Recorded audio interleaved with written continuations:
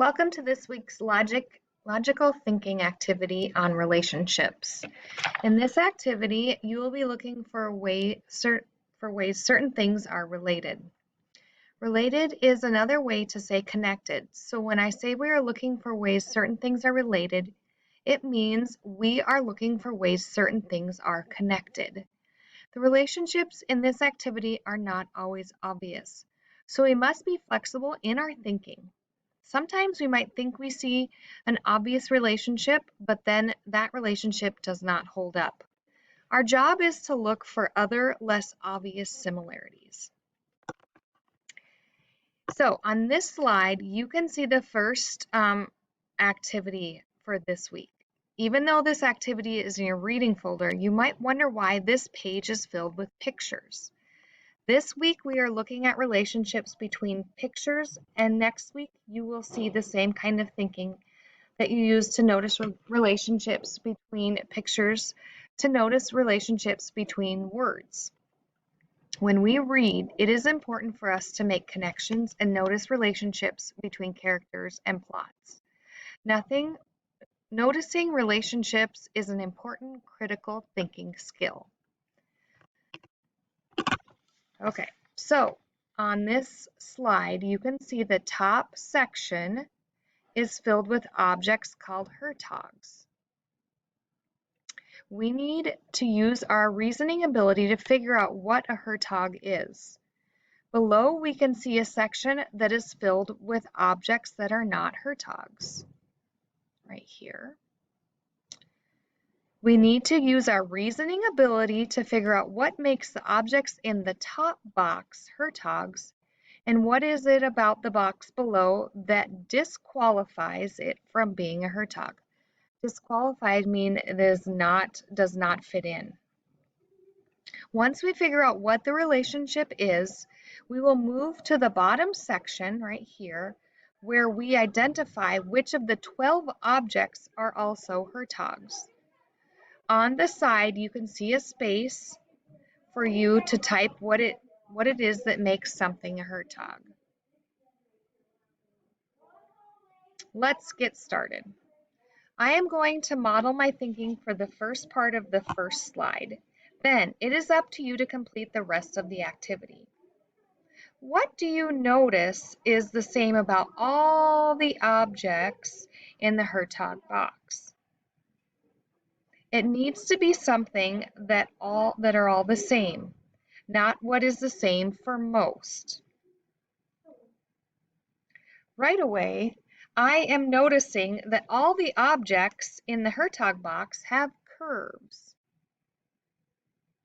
But before I go ahead with that answer, I also need to look at the objects that are not Hertogs. Okay, so right here,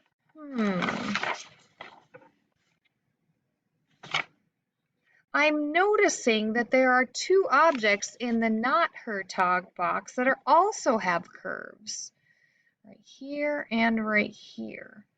That makes me think that I am missing something about what makes an object a Hertog. Do you know what else makes something a Hertog?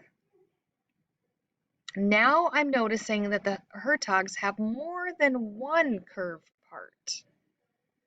Let's see if that holds up with the objects that are not Hertogs.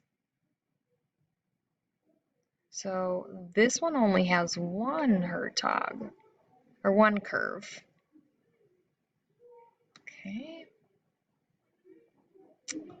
So the object that only has one curve, but what about the object in the middle, right here? Does that have more than one curved part? This one is a little tricky, but I realize that this object is just one continuous curved line, which means it does not have more than one curved part.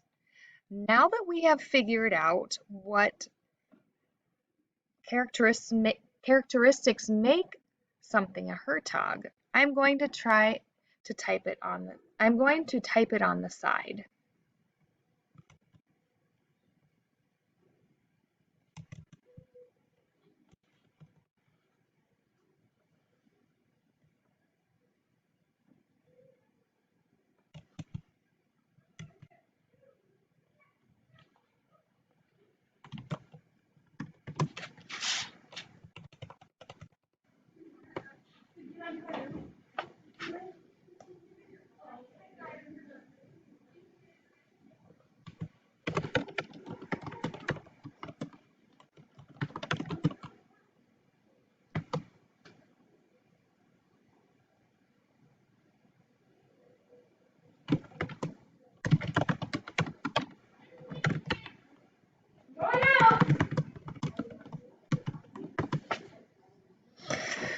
Okay, so there is my definition.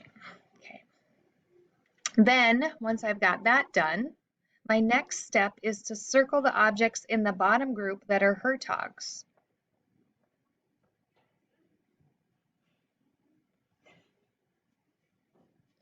Okay, so I need to figure out, I gotta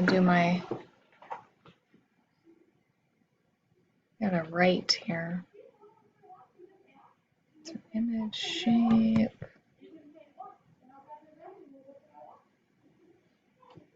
What's this? Line.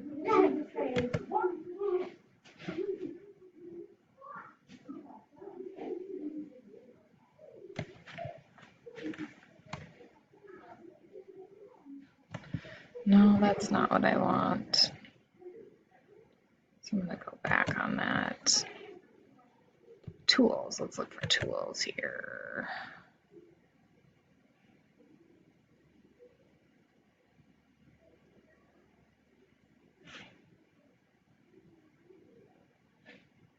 I need a pencil.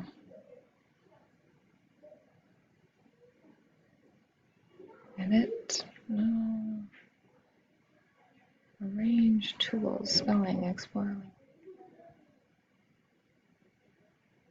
I don't know how to circle here.